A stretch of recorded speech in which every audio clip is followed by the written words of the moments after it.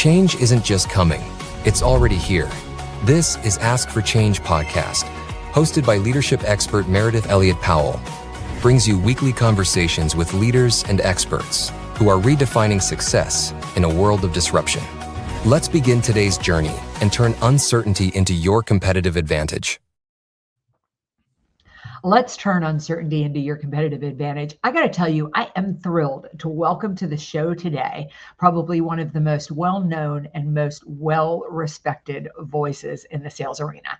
And that is none other than Mark Hunter, the guy who is known as the Sales Hunter and also known as my partner on the Sales Logic podcast.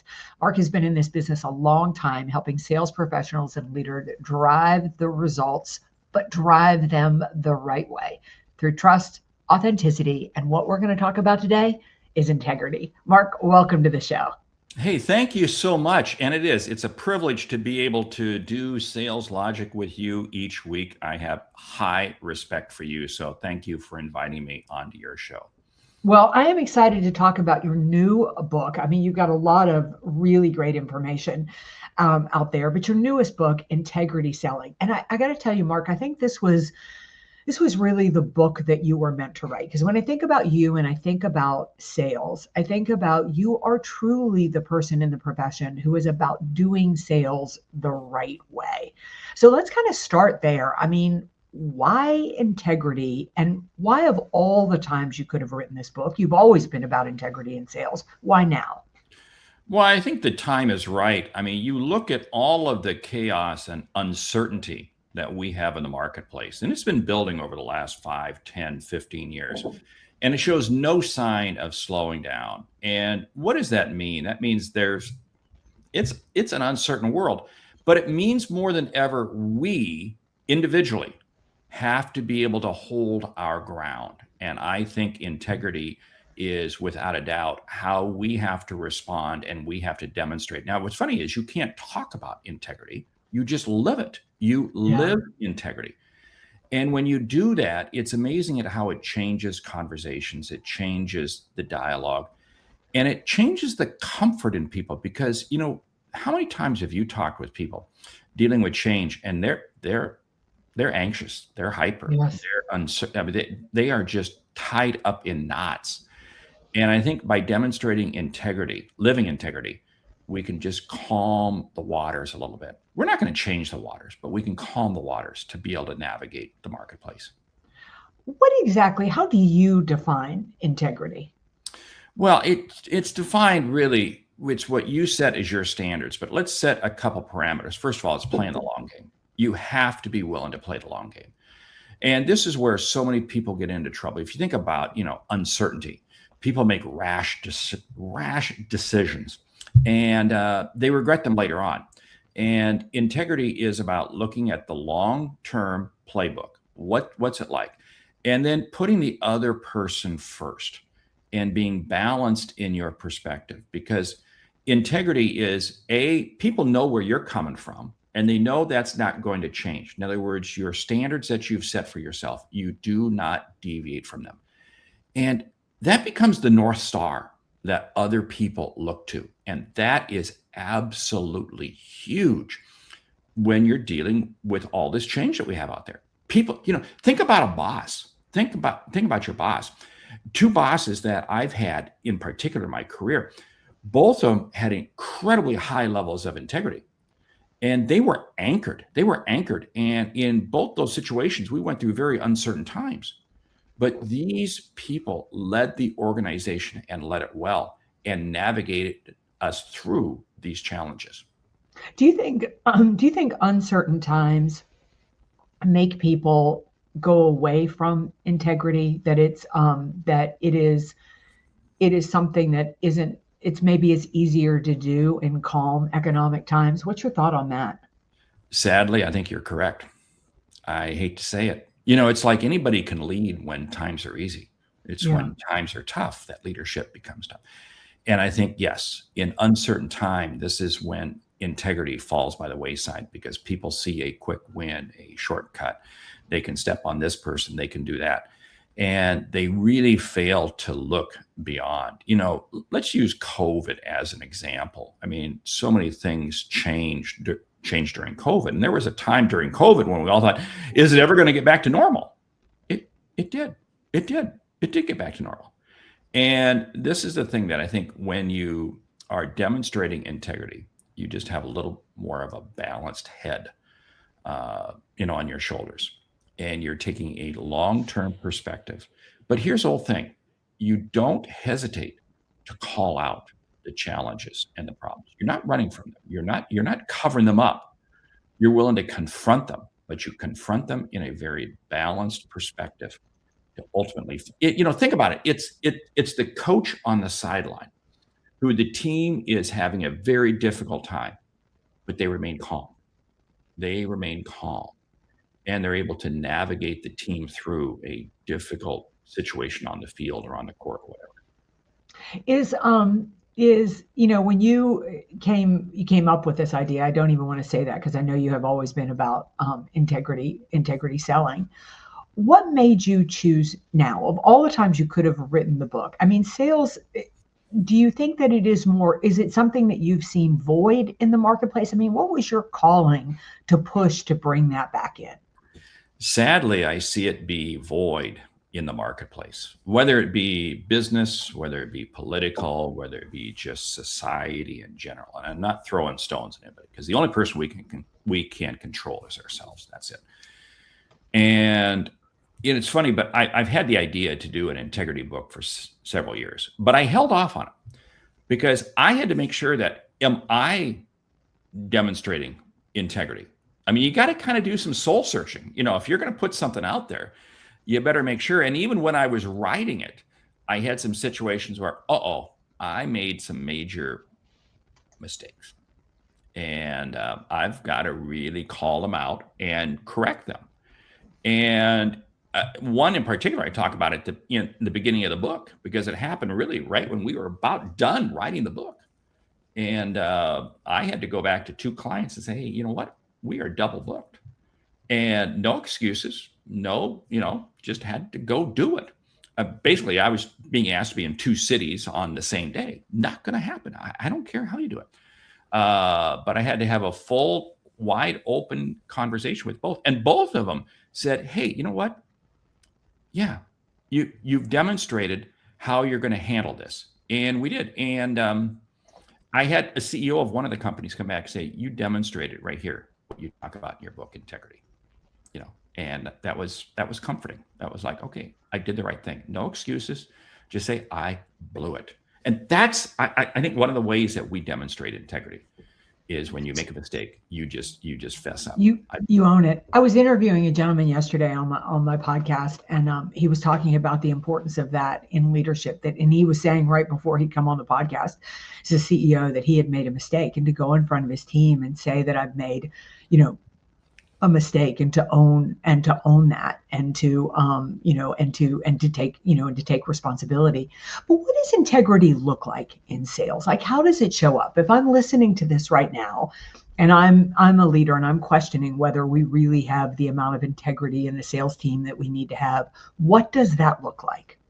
Well, let's call the elephant out in the room. If you're not the right person to help this customer, you get somebody else in there, even if that means recommending you to a competitor. Whoa, that hurts. But here's what I'm going to challenge. And I've seen this happen too many times, where a salesperson will force themselves into a company. We can make this happen. We can make this happen. And what happens is the sale gets made, but it never gets delivered to really achieve what the customer is looking for. And customer service after the fact, whatever, there's all kinds of issues, all kinds of problems. And as a result, the margin in the sale winds up becoming decreased because additional costs have to be additional expenses and so forth. So in other words, the customer is never happy. The salesperson got the sale, but it doesn't happen. So if I refer this out, if I send this to somebody else and even give it to a competitor, 2 things happen. 1, that customer is absolutely going to say, wow, I can't believe how Meridith was so willing to refer a competitor in here. And so what does that customer do? That customer thinks more highly of you, which means, you know what? Chances are there's another conversation. And oh, by the way, the other competitor, they're going to be shocked too. And you know what's interesting? It does change the dynamics in the industry with which you are working. So don't hesitate. That is probably the biggest thing. The other thing is this: it's transparency. I've been sharing this a lot. Show your homework. Show your homework, especially if you're in a long sale. If you're in a long sale and it's very technical, a lot of performance factors and so forth, and you're coming up with a solution. Integrity-centered selling is about showing the customer your homework. Here's how we came up with this. These were some other options we looked at. This is what we're recommending. And again, customers appreciate that because you're doing full disclosure and you're sharing with them what's going to work and what's not going to work. And that creates a level of trust, which what does that do? It actually minimizes the negotiation because the customer is so satisfied with you that they're willing to buy from you. Yeah. And they pay a higher price. So how does a sales leader or how does a CEO, how do you create and how do you develop a culture of innovation? I mean, of integrity. How do you ensure that your team is behaving that way? Well, it starts with you as a leader. If you're not demonstrating integrity, don't think that your people will, because I'll tell you what, this is just like a parent-child relationship. Yeah. It's amazing how kids reflect their parents very quickly. And so you have to demonstrate integrity. And it's the simple things. If you say you're going to do something, you do something. You don't sit there and say you're going to do something and you do it. You demonstrate integrity by not talking negatively about your other people on your team to other people. No, you keep things on a positive lens. In other words, you don't throw other people under the bus. Same thing with customers. You go in and you elevate customers. You don't denigrate customers or talk about customers negatively behind their back. I'll give you a very quick example. You travel a lot, and I'm sure there's been times when you're using the restroom in the galley, and the flight attendants are harping on some customer in the person sitting in 4B or 18C or whatever. They're just complaining about them, and you go, hold it, wait a minute, that's not integrity. That's Right. not integrity. And so it really is about elevating people around you, because surprisingly enough, everybody has so much more potential. All you have to do is elevate them a little bit, and it's amazing at how they will rise to the occasion. Is it, what are some of the biggest mistakes salespeople make when they think they're acting with integrity when technically they aren't acting with integrity? Because as I sit here and I read the book and I was thinking about things, I just think about how much of my training did not position me to sell with integrity. How much of my reward and incentive programs did not position me to sell with integrity. So what are some of the biggest mistakes I'm interested in that salespeople make, but also that organizations make? Gee, you're talking about quarter end or year end? Yeah. Yeah, You're talking about those times. Yeah. And as we're recording this right at the end of the quarter, you're right. And that's one of the biggest ways where integrity comes through. Now, here's the deal. I know we all got to make a number. We have to make a number. But here's the thing. And you as a leader, you're responsible for this. If the number's not going to be made, you have got to call it out. And certainly for this, if there are games being played, and I came out of an industry where there were games, there were literally fake orders placed. There were literally rail cars moving across the country with product. The customer had no knowledge it was coming to them till a week or two later. Wow. And yeah, exactly. Oh, you talk about, I don't want to say scams, but just really bad stuff. Here's the thing, that eventually comes back to bite you. And the sooner you as a salesperson or a sales leader call it out and say, hey, you know what? We're not going to do this. We are not going to do this. You may fall on your sword and you may take a hit in your commission one time, but you will win long-term. And this is what you have to realize. Sales managers, you may have to go up the food chain and say, we're going to miss this number. And I know it's hard. Now, here's the whole thing. There is business that you probably can get, but you know what? Be upfront with the customer. Be upfront with the customer. Hey, you know what? We need to get this order in now. this quarter. And many times that's okay. But whatever you do, full disclosure going up the food chain and full disclosure to the customer, because otherwise you're going to wind up getting yourself into a hole. I remember I had a customer who told me, he said, I remember I was going in looking for some quarter end business. And she made a comment to me. She says, I know it's your quarter end. I know when it's quarter end for everybody and year end and so forth. And there's companies that I stop buying from until I get a phone call from the vice president of sales or even the CEO, because only then will I know I have the best deal. What is that? You got to be kidding me. It's giving away the farm, because unfortunately the company and the sales team created an environment like that. So it's going to come back to bite you. The thing is, I loved what you said about sometimes the leader's got to go up the food chain. But what if you work for one of those sales managers that isn't, and you're feeling a lot of pressure to hit, you're not going to hit a quarterly number or something like that. It's kind of like a moral dilemma, right? You've got to pay your mortgage, you've got to feed your kids, you want to sell with integrity. Where does it kind of all come together? You ultimately got to quit. I'm going to call it out. I left corporate America because I was not getting along with the president and the CEO of the company I was with. And I look back, and it was one very heated conversation that I had where there was a mistake that, in fact, my department had made the mistake. And the president was making up a convoluted excuse, because I was going to fall on my sword for it. I was ready to fall on my sword for it. Hey, we're gonna go. And he made up this convoluted excuse to try to save me. And I left that office and I go, you know what? What else is he covering up? What else? And it was at that moment that I set in motion that within 6 months, I was gone from that company, because I was not going to work for an organization where there are games being played. Let me tell you something. Integrity-centered people are attracted to integrity-centered organizations. And there's no easy path.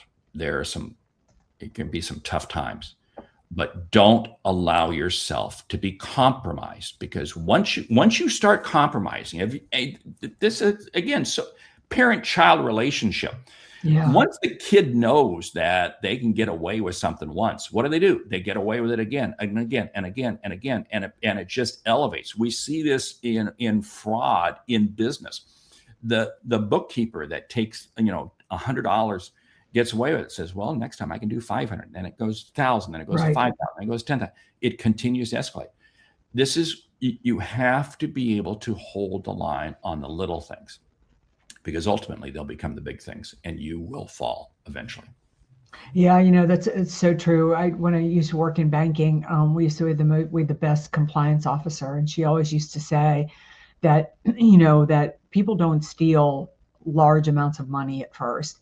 They have a kid that needs medicine and they can't pay for it, so they borrow $20 and they get away with it, and it goes further and further. It erodes. It definitely, integrity is something that either grows if you invest in it, or you lose it. You lose it little by little. But Mark, it sounds like to really sell with integrity, to do anything with integrity, you have to get really clear on your values first. Would that be accurate? Oh, yeah. You've got to be clear on your values. You've got to be clear as to, this is what I stand for. This is what I do. This is what I don't do. Because otherwise, you're right. Because then once you start slipping once, twice in my career, I've been asked to take over companies, as CEOs. Both times was because of major embezzlement. And again, forensic auditors, I'd never heard the term forensic auditors, but believe me, in both cases, we hired a forensic auditing company. And just what you described, it started out very small and wound up being hundreds of thousands of dollars. And people don't wake up in the morning and say, I want to cheat something. It just becomes this slow. So you've got to create this. And what does it mean? There has to be accountability. If you are not willing to be held accountable, this is where, if you're a CEO, it's your board of directors. If you're a VP of sales, it may be the other people who report to you. If you are the chairman of the board, it may be others who you interact with, who are other chairs of other companies, of other organizations. You have to have an accountability group that is willing to hold you, because bad things happen when people run in darkness, and it will, always does. So, Mark, one of the things I really love about your work is that you kind of go the antithesis of what a lot of other sales professionals do, and say that it isn't always about closing. And you tell a great story in the book about walking away from business when you needed the business, when what would have been right for you would have been to close it. It wasn't right for the customer. Share that story with our audience. Yeah, there's several stories. In fact, you know what? I'm going to flip this around, because there was one that I did where I took an order for 10 years worth of supply of a particular item with a customer, and I knew it was wrong. I knew it was wrong, and I'm sitting there going, "But man, there's going to be a great commission check. Yeah, this commission check's going to be. It's hard. It's hard." And I was kind of struggling. I was still kind of new with the account, so forth. So I went ahead and took the order. And driving back to the office, this is in the days when you went back to the office and actually had to submit the order. Yeah. And I'm like, okay, I got to call him. I got to change. I walk back in and I share, and suddenly I'm like king sales. I'm like, everybody's running around. This is unbelievable. You just closed the biggest sale ever, yada, yada, yada. And we wound up processing the order. The customer got this 10 years worth of inventory. And about 2 months later, I got promoted. Now, I don't know if the promotion came as a result of that, but I moved to a different area of the country. I got moved to Tennessee. Totally forgot about the customer. 2 years later, I'm sitting in a sales kickoff meeting, and this guy comes up to me. He goes, "Hey, you're Mark Hunter, aren't you?" "Yeah." And he calls out the name of the customer. And immediately I go, "Oh no." He says, "They don't like you." Oh, wow. I can't believe the problems that you caused for me as a result of leaving that much inventory with that customer.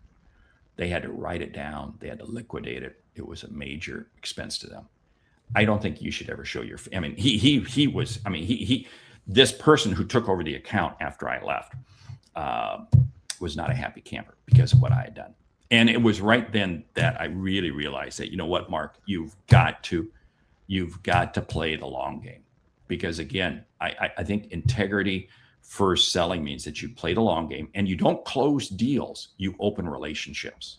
You open relationships, because when you open relationships, and clearly in that case, I burned a few relationships. Yeah.